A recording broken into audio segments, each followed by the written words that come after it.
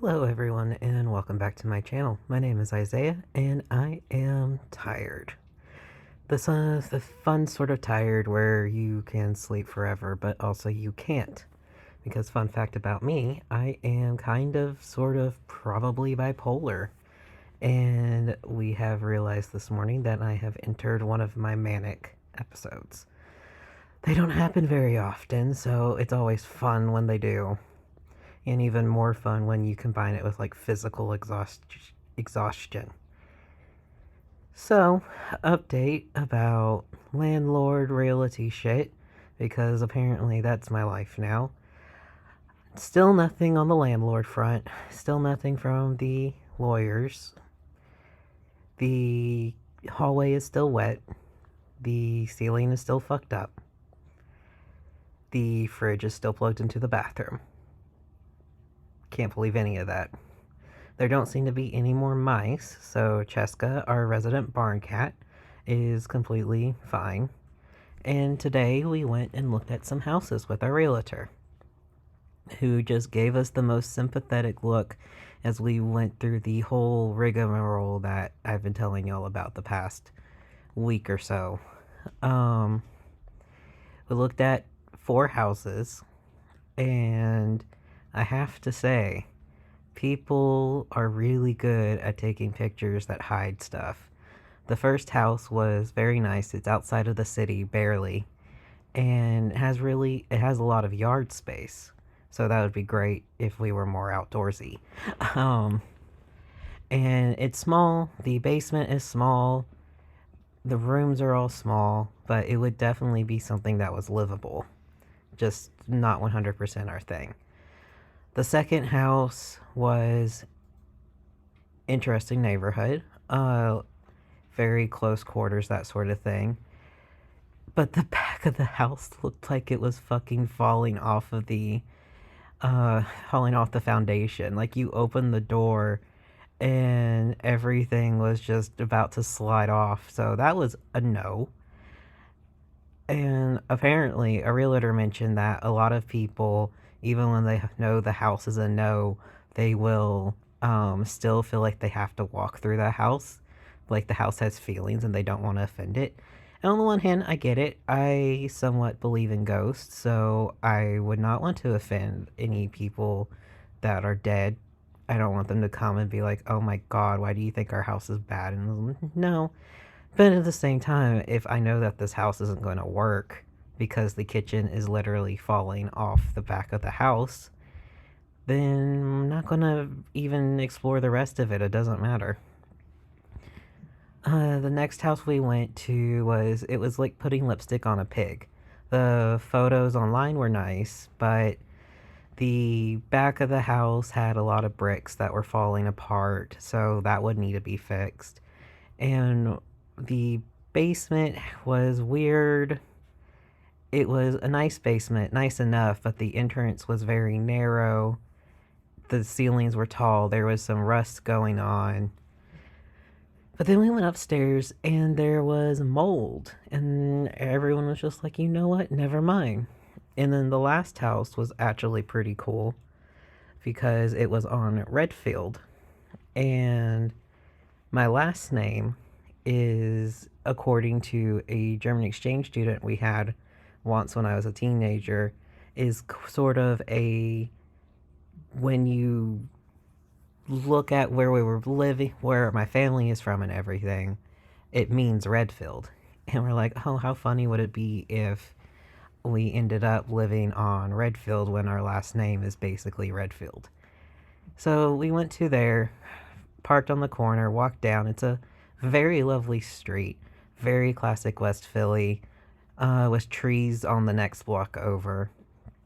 There's little yards. There's a man on the porch across from where we were waiting who's like, hey, you need to go to the other one that's a couple doors down. And we're like, no, we're here. This is the one. And then our realtor popped up and was like, yep. And Briar was making friends with the post office worker who was walking around because those neighborhoods are small enough that they can like park at one end, walk up and down, and go off to the next road. Pretty cool. It feels very Old Town that way. Walk in, it's an enclosed porch. And I'm just like, I'm gonna rip out the walls because the thing I really would love if we live in the city is to have a West Philly porch. And the fact that most of the porches were open, but this one was enclosed, just was infuriating to me. And it gets even better because they didn't even like take the hinges off the original door. So you open up the enclosed porch, that front door, and you look around, there's a hole where the window used to be, and there is the hinges where the old door used to be. And God, okay, so this house is old as shit. It's got plaster and lath walls, which, if you don't know what that is, if you go into a really old house and you are hitting on the walls and it feels like concrete, is very likely plaster and lath. It's very strong construction, and it lets the house breathe. It's pretty cool. Um, you can't really blow insulation into it, but this is also a mid-row home, so we have houses on either side, helping keep things temperature controlled. The whole place is very dark. They turned off the electricity. It's been on the market again for about 10 days. From apparent, I guess someone else's and money fell through. And so they put it back on the market. So it's dark in there. And it's not helping matters that like the back has like a little deck with a roof on it that's making it even darker back there. And but it's big and it's got the original railing up to the second floor, and the bedrooms upstairs are fairly large. And it's all got the original plaster and lath, and there's a skylight in the bathroom that will do so well in ventilating it when it's summer. We can open it up and let the heat out. Then there's a little backyard, so nothing really fancy. There's a whatchamacallit. There's the deck with the porch. There's a gutter that's basically falling over, and there's a lot of plants that would have to get cleared out, but that's all very doable. I kind of want to tear down the porch and set everything up so it's a nice little set stairs down to a fire pit and some vegetable garden stuff, but we'll see about that.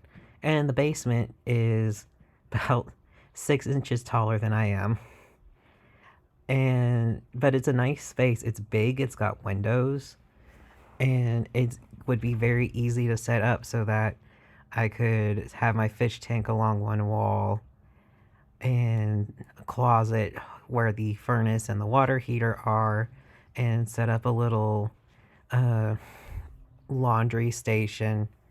It would just need to be cleaned out, put down a dehumidifier down there, clean it up, that sort of thing, and it would be great. So we adore that house, and of course it's a very cookie cutter West Philly home.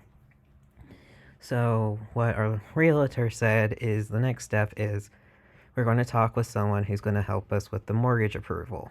And once she gives us how much we can afford, we give that number over to our realtor. Our realtor then will go put an offer in at the house. And once they accept that offer, we have 10 days to get the house inspected and stress test it. Turn all the lights on if possible, run all the water, see how if there's any leaks after 30 minutes. Have the inspector check the outlets, go on the roof, check the sewage, that sort of thing. Because at least in Philadelphia, civilians, the people who own the homes, are responsible for the sewage from the house to the street, and then the city takes over from the street. And then after that, we can go and have a talk with the people who own the house and be like, okay, well, there's this, this, and this that are issues that, and they either need to be fixed or you need to take some of the price off. And with some of the stuff that we're doing, since we don't have a lot of money saved, we are going to have to go back and forth a bit and probably make some concessions. But the house seems to be very solid. So unless there's something really hiding that I can't tell, and I'm me, so I have only internet knowledge, so that's very possible, then this may be it. Hopefully no one puts an offer in between now and, I want to say, Wednesday, Because, I mean, as soon as we get off the phone with the mortgage person, I'm sending a text to our realtor and being like, okay, can you put this in today? I don't think anything's going to happen next Thursday because apparently that's Thanksgiving. What are holidays? What is time? I don't know.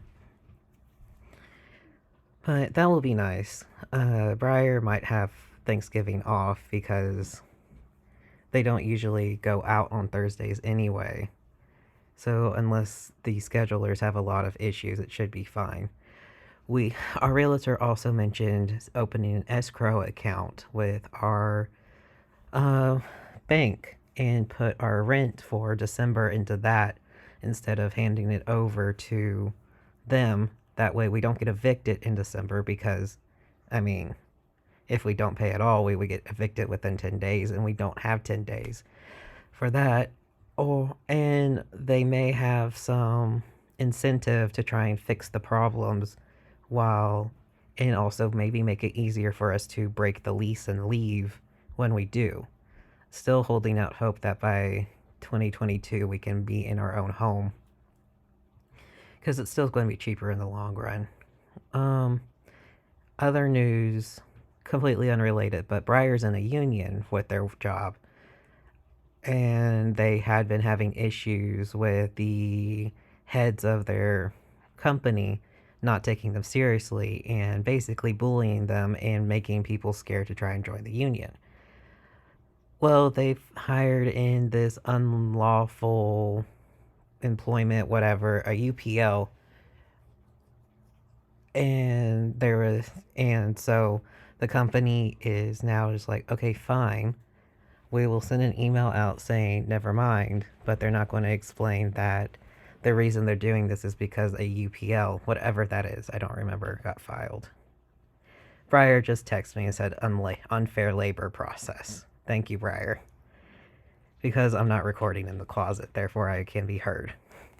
Um, so basically, it has to do with the whole.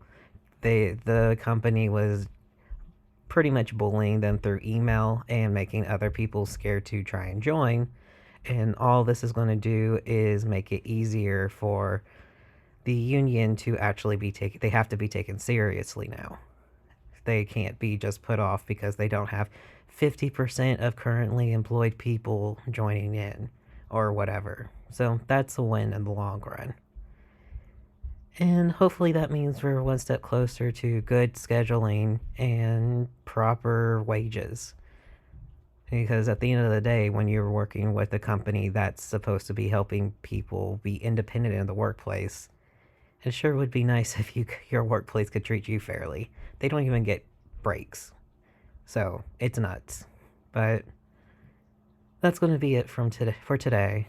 Uh Tomorrow I put out my ghost audition. I'm debating if I want to make that public or not. Probably not, honestly, because it's going to have my face.